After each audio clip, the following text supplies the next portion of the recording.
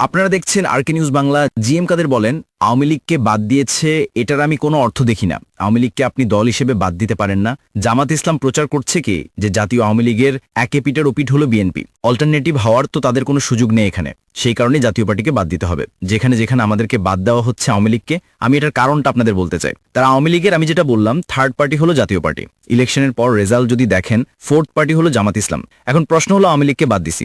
এখন যদি মানুষে মনে করে যেটা প্রচার করছে অন্যান্য দলরা, অনেক সময় বিশেষ করে জামাত ইসলাম প্রচার করছে কি যে জাতি আওয়ামী লীগের এক এপিঠ আর ওপিঠ হলো বিএনপি। এটা প্রচার করার অর্থ হলো আওয়ামী লীগের এক। মানুষের প্রশ্ন হলো তাহলে থার্ড যদি কেউ থাকে তাকে আমরা চয়েস করতে পারি কিনা।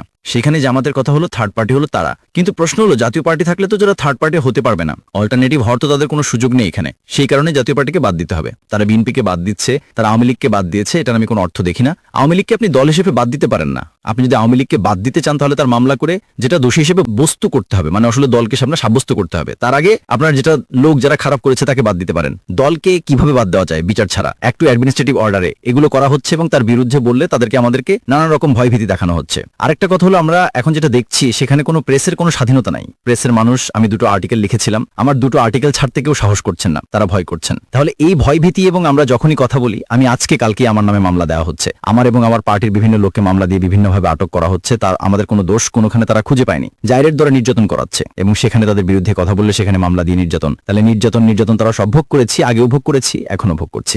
আমরা কোনোদিন বিশ্বাস করি নাই আমরা দেশের জনগণের পাশে আছি, দেশের জনগণের পাশে থাকবো ইনশাল্লাহ।